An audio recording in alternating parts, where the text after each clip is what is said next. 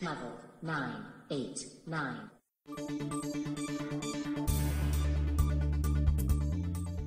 Welcome to 989 on Health, where you don't need years of university to understand the latest news about health and related subjects. As always, we've created a list of helpful links on today's topic at our website, level989.com, and those same links should also be visible in your podcast playing app of choice. This is an informal discussion sharing our personal viewpoints on health and wellness. Don't rely on the information in this podcast as an alternative to medical advice from a professional healthcare provider. For the full disclaimer, please see our website. I'm Mike Davalos, just a guy, your average Joe, and I'm joined by the opposite of average, Brandon Weintraub, a primary care physician. Good morning, Brandon. Good morning, Mike. Our topic for today is yoga. In the United States, when the average person thinks about yoga, they probably think about something that's a combination of a low-impact physical exercise and some form of light meditation. Participants in a mainstream yoga class will follow the directions of an instructor who typically demonstrates and otherwise guides the class to assume and hold various physical poses, some simple, some quite elaborate, intended to stretch the body, control breathing, focus personal energies, all while soothing music plays. Does that sound about right to you? I have heard a little bit more about some active yoga practices lately, but I think that your description fits the layman's view pretty well. Good. While that description I gave fits the common usage of the term, yoga is a very complex term from India that combines thousands of years of various traditions, ranging from philosophy to religion, from physical to mental to spiritual disciplines and practices. It's a vast field that we could do 100 episodes on and not cover it all. Among the main disciplines, there's Raja Yoga, Hatha Yoga, and Frozen Yogurt. Frozen yogurt sounds like it would probably be my favorite of that list. We're trying to keep the tone light, but our listeners should know that what we're discussing today is a spiritual and religious practice for millions of people. Hey, humor is an important part of the spirit, Brandon, but you're right. Just be glad I decided against the whole Yogi Bear and a picnic basket bit I was planning earlier. So where was I? Raja Yoga, right. The word Raja refers to chief or king, and this dates to ancient Sanskrit texts and refers to the highest state of yoga meditation practice, the goal of reaching a very intense focus, stillness, and awareness of the present moment. Next is Hatha Yoga, also a very ancient discipline, and here the word Hatha refers to force, referring to the system of physical techniques I mentioned have grown out of the Hatha variety. Now, millions of people around the world take yoga classes or perform yoga at home, and there have been many claims that yoga has a beneficial effect on health. Everything from reduced stress to improvement in muscle pain, to lowering of high blood pressure, improved focus for those with dementia, easing the suffering of post-traumatic stress disorder. Brandon, do we have any scientific medical research to refer to that helps prove any of these benefits? Before I answer your question, I'd love to know when you got such a surprising grasp on the practices and forms of yoga. When you proposed this topic for discussion, I warned you my first-hand knowledge was a little weak. But you seem to have a great grasp of the basics already. Are you a yoga aficionado on the quiet? Oh, no. I'm not a secret yoga master. Although, it is probably what a secret yoga master would say. But no, as with all of our topics, I know what the average person knows. And when I have to, I do some research on the internet. Give me an hour of internet access and I can hold a decent conversation about any topic you choose. But I forget most of it within a week or two. That's why you're the professional and I'm the average Joe. Well, I'm going to be counting on you for the information you've gathered to help me out on this podcast. So, on to answering your question. I have had only the most basic introduction to yoga and its practice. Tai Chi, yoga, Qigong, all these practices have things in common. And while we were introduced to them in school, we didn't analyze the available scientific studies with any great intensity. Translation? I've done a bit of Qigong, and that covers the depth of my knowledge. So, in preparation for this episode, I did my usual. I delved into the National Center for Biotechnology Information, the NCBI, and PubMed articles to see what was available on the subject. Usually, when I start my research on a complementary medicine topic, I'm able to find, a few specific papers. This time, well, yoga is apparently an incredibly fascinating topic to Western practitioners. I'll include a few of the links to article abstracts on our website, of course, but the list could easily become unmanageable if I included even a fraction of what's available. In an effort to keep my answer brief, let me read the conclusion from one of the studies from 2012 that really spoke to me. In summary, this review postulates that mind-body exercise, such as yoga, couples sustained muscular activity with internally directed focus, producing a temporary self-contemplative mental state. It also triggers neurohormonal mechanisms that bring about health benefits, evidenced by the suppression of the sympathetic activity. Thus, it reduces stress and anxiety, improves autonomic and higher neural center functioning, and even, as shown in some studies, improves physical health of cancer patients. However, there is a definite need for more directed scientific work to be carried out to elucidate the effects and the mechanisms of such effects of yoga on the human body in health and disease. Considering the scientific evidence discussed thus far, it is fair to conclude that yoga can be beneficial in the prevention and cure of diseases. That's pretty cool. Yeah. It seems pretty obvious that regular stretching and meditation would be beneficial, even if it's difficult to measure scientifically. But what about injuries from yoga? It's low impact, and that should mean that injuries are pretty rare, right? According to the U.S. Consumer Product Safety Commission, there were more than 7,369 yoga-related injuries treated in 2010. But that number does include doctors' offices, clinics, and emergency rooms. Yoga injuries are more common in cases where individuals try to push themselves beyond their current physical limit without adequate warm-up and stretching. Some common injuries include repetitive strain to and overstretching of the neck, the shoulders, the spine, legs, knees. For the most part, I'd go as far as to say that the potential benefits of regular yoga practice outweighs the risks, especially when proper stretching and care is taken before each session. Now, if I remember correctly, India and China have been trading via the Silk Road for thousands of years. So, are there any references to yoga or yoga-like techniques that you're aware of in Chinese medicine? Short answer, yes. There are definite practices resembling yoga in Chinese medicine. The practice of Qigong, as well as numerous other forms of martial and meditative arts that are derived from it, share a number of the same key elements as yoga. They come from a shamanistic tradition. That means that practitioners attempted to change the way they perceive the world in order to further understand and improve their health. There's a focus on fitness and awareness in both body and mind.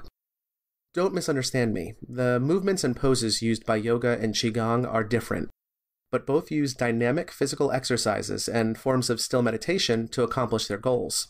Even better, both Qigong and yoga are meant to be part of a larger whole, including dietary advice and lifestyle practices designed to improve not just your physical health, but the complete wellness of the individuals involved.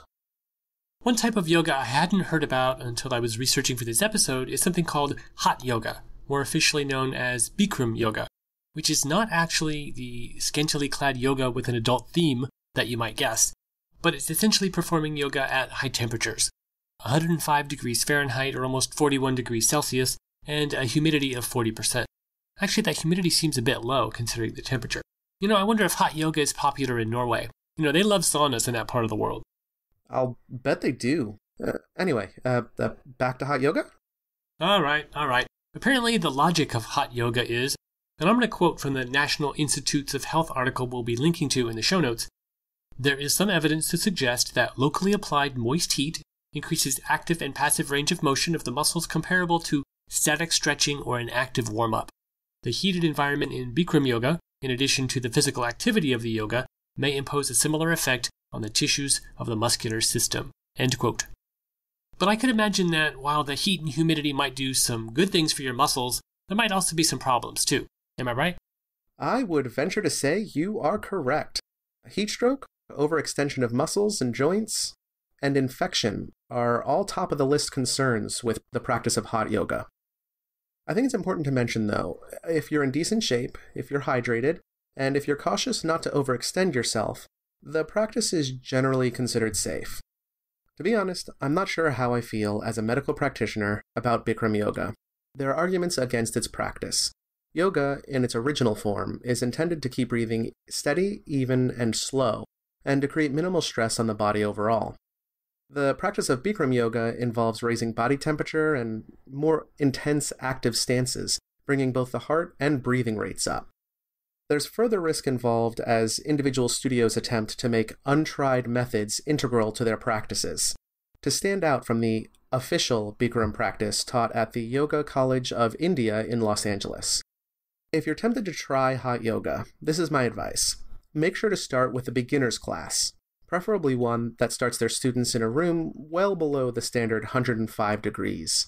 This will allow you to see how your body reacts, as well as build endurance before you attempt more advanced and strenuous activities. All the benefits of yoga sound pretty appealing, really. I like the fact that minimal equipment is required. You don't need to spend a few $1,000s on a fancy Nordic track machine you're going to stop using in a week and then just hang clothes on for the next 10 years. After all the reading I've done for this podcast, I have to say it sounds pretty good to me too. Much like Qigong, I'm definitely on the way to being convinced that adding yoga to a regular fitness regimen would benefit almost anyone interested in legitimately improving their overall health. So, are there any age groups or people with certain conditions who should avoid yoga or should speak to their doctor before getting into this? Yoga should be thought of in the same way as any physical activity being added to your routine. It's always a good idea, regardless of how fit or healthy you are, to discuss the addition with your primary care physician and other medical providers. If you have any medical conditions or injuries, it's especially important to mention your plans to do yoga to your physician. And it's probably just as important to discuss your injuries and health with your potential yoga instructor or the studio itself. There are different ways to practice yoga. Some are more strenuous than others, and with different goals. It's important to make sure that you're practicing the right kind of yoga for your conditions and fitness level. Other things to make sure of is that you select a qualified yoga instructor. Make sure to have a discussion with your instructors, discuss their qualifications. It would also be a good time to follow the advice I just gave and let them know about your health and any injuries or medical conditions you might have. Yoga can be good for people of almost any age. So long as you listen to your body, look out for pain or exhaustion while you're participating, and keep your physicians up to date. No, I've dabbled in a bit of yoga in my living room. My wife and I have tried following a few yoga instruction videos from time to time, but I would definitely say it's not really in my wheelhouse. I'm just too clumsy and probably too impatient.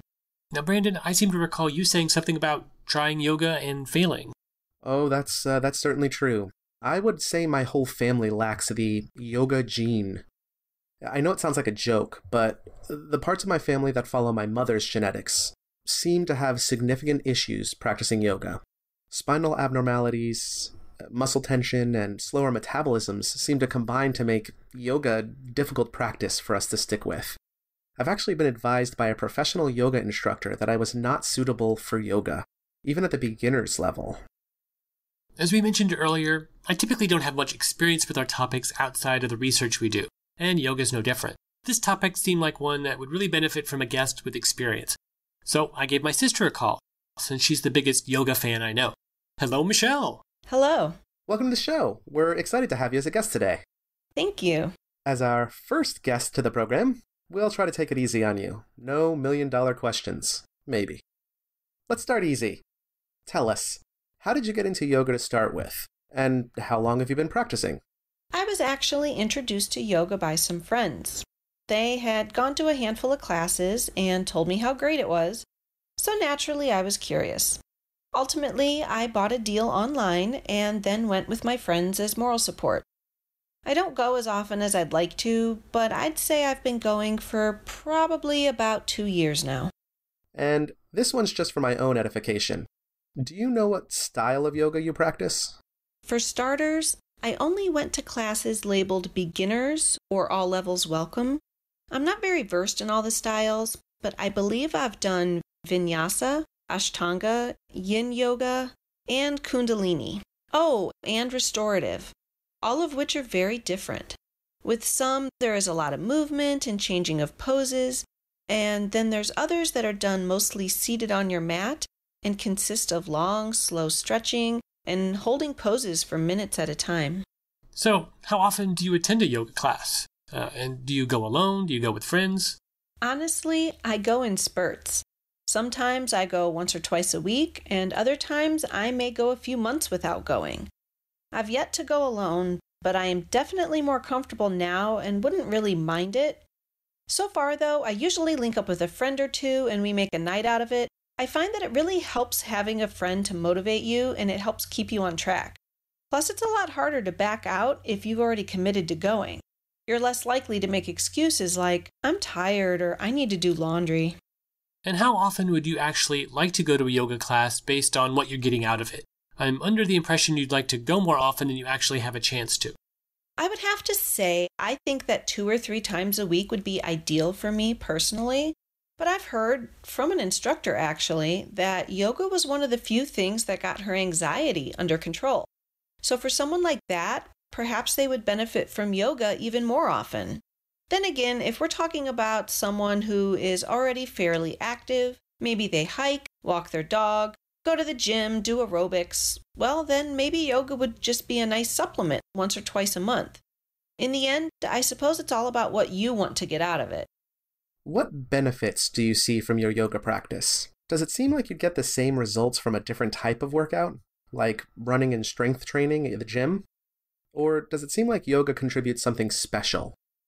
I, for one, notice that I feel much less tense after a yoga class. My muscles feel looser, and this is going to sound strange, but almost like I've had a massage. I find that I even sleep better the nights where I've practiced yoga. I feel like yoga is different from other forms of exercise, and I definitely feel differently than I would after an hour at the gym. Again, there are so many styles of yoga, fast-paced and intense, or slow and measured, that you can really customize the type of workout you want to experience. That being said, I believe that yoga offers something very special and is inclusive to all ages and genders, capabilities, and is easily adjusted to fit your own unique abilities and even your handicaps. They even have chair yoga. How cool is that? What about the downsides? Do you usually experience sore muscles afterwards, or the next day? Or have you ever ended up with a more severe injury than just feeling sore? There aren't too many downsides, but yes, I often feel slightly sore for the next day or two, but in a good way, if you know what I mean. Because yoga is so customizable to each individual, you don't feel the need to push yourself too hard and possibly injure yourself. The instructor often gives the students several different options of a similar pose, ranging from easy to very challenging sometimes. I've personally never hurt myself during a class, but I'm sure it would be easy to do so. The instructor often reminds us of proper foot placement so we don't put too much strain on our knees and so forth. However, there have been several times when a certain pose makes one of my muscles start to cramp, and that's when they encourage you to go into child's pose. And there's no shame in it either. If you need a little break, it is totally okay. Child's pose is basically just going down into a kneeling position and then leaning forward until your forehead meets the mat. I have been known to use child's pose a few times when things got a little too challenging for me. When you've had a yoga class you've especially liked or disliked, was it the instructor that made the difference? And how much does the instructor's personal energy play a role in making the yoga class effective or enjoyable? Honestly, I think the instructor plays a huge role. I was lucky and liked the first teacher I ever had, and I still go to her from time to time. Their voice, their energy, their teaching style, even the music they choose to play has an impact. If the instructor has a tiny little voice and you have to strain to hear them, it makes it hard. If the class is supposed to be slow and relaxed, but they're playing dance music, it's just not going to jive. Follow-up question. When it comes to the different classes you've tried, how different are they from one another? I assume there are changes in speed or intensity, or maybe different choices in the selection and duration of poses.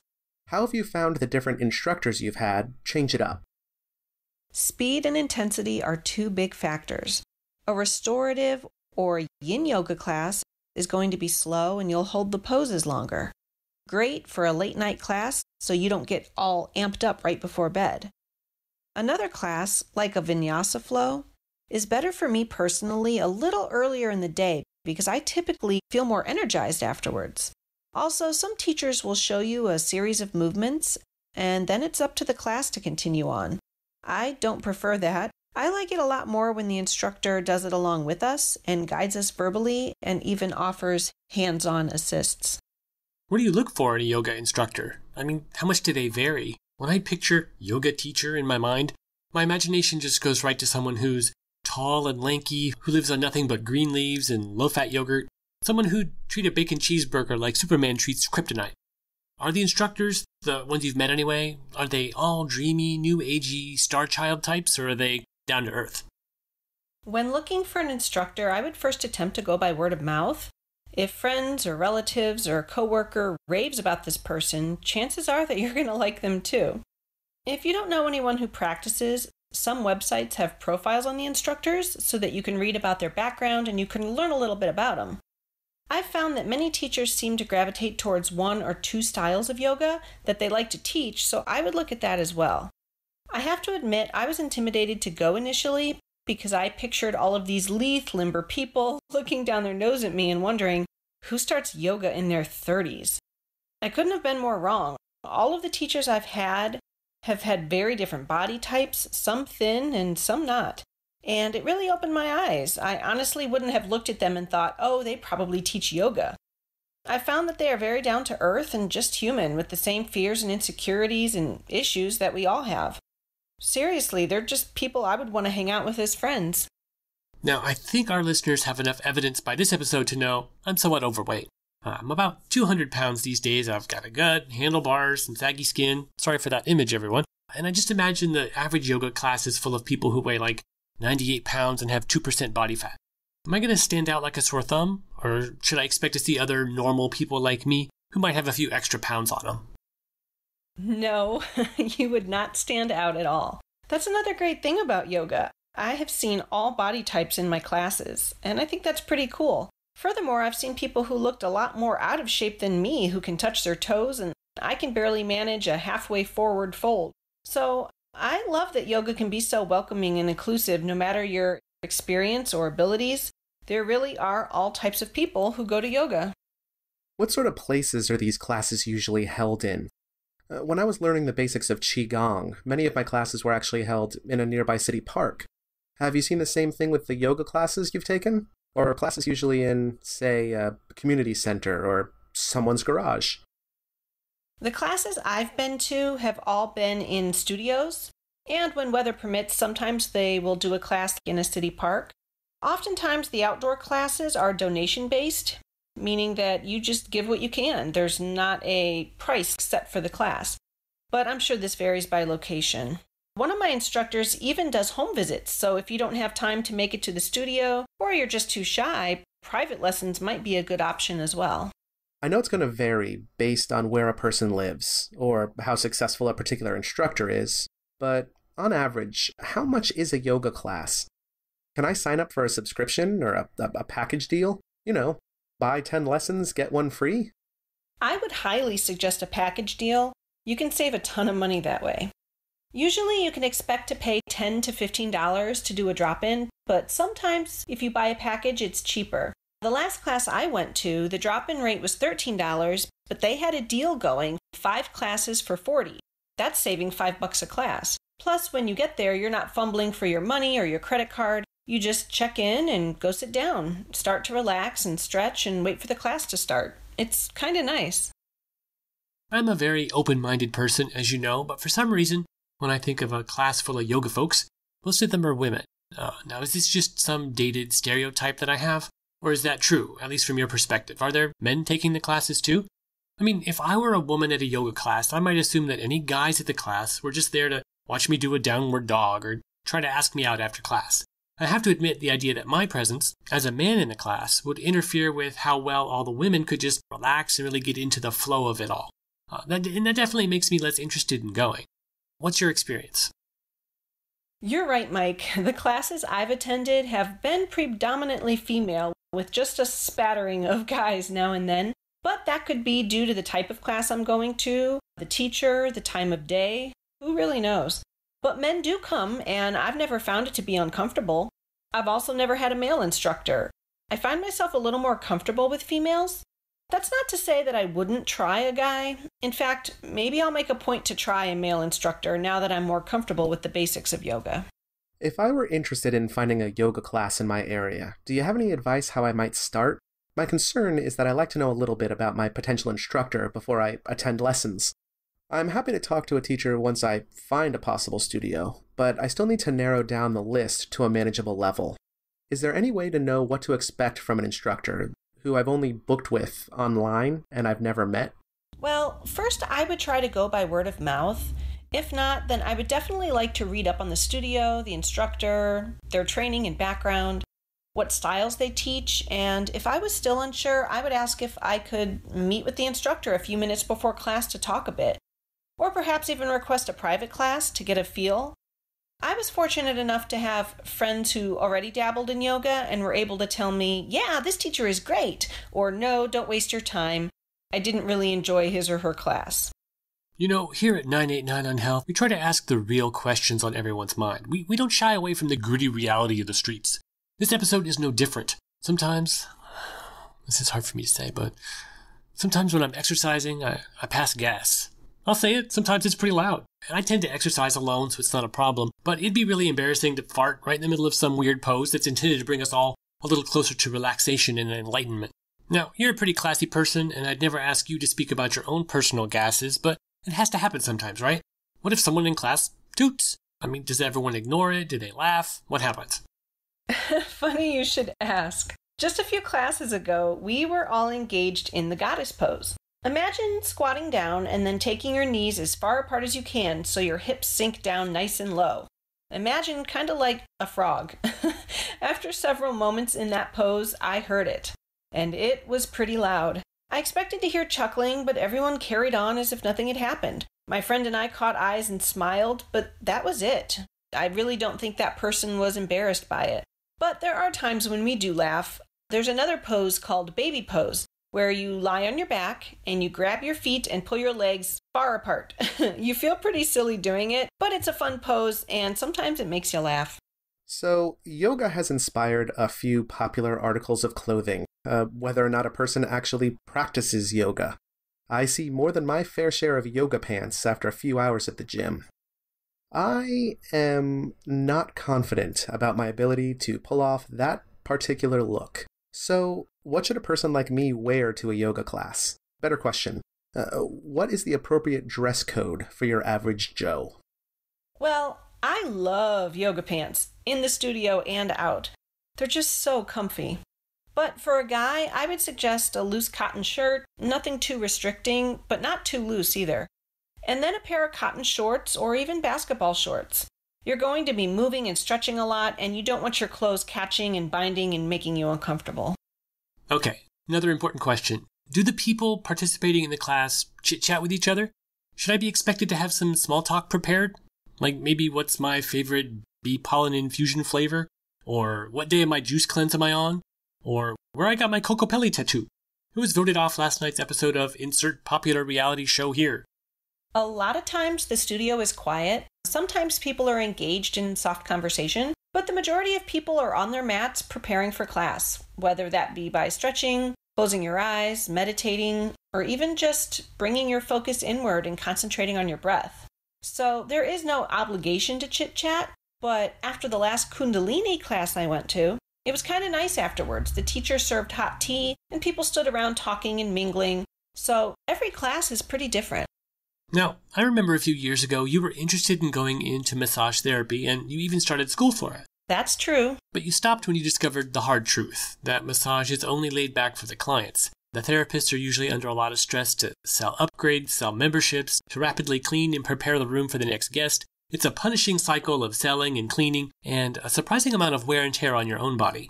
And I say all of that so I can ask this. Do you think that teaching yoga would be different, better? And would you ever consider teaching yoga? I think you'd be great at it.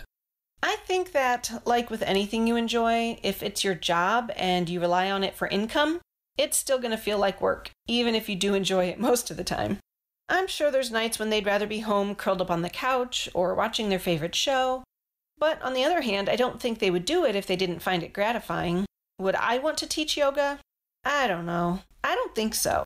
There are so many things I like to dabble in that I don't know that I would want to dedicate enough time and effort to learn it sufficiently to be able to teach it. I'm just happy being a student and reaping the rewards. That's not to say that my friends and I haven't had a little impromptu yoga workout in our living rooms, where we take turns leading. Now that's fun. Well, if you ever decide to go through a certification and training program to become a yoga instructor, you let me know. I would be happy to be one of your first students. This yoga thing actually sounds pretty good. Thanks very much for joining us, Michelle. It was really great to have you. Aw, thank you. It was fun. You can ask me back anytime. Are there any new areas we need to explore or answer based on Michelle's input? I know there are a lot of different approaches and classes around the world, so her experience won't be a coverall for all situations, but it's an introduction. She's had a much more in-depth experience with yoga than I have, for certain. I can't imagine what more I could add to our discussion. I think this will have provided our listeners with an authentic window into the average yoga experience. Is there anything else you want to mention before we wrap it up? Actually, I was wondering if Michelle would potentially be interested in doing the wrap-up for today. Michelle, anything else you might want to mention before we wrap up today's episode?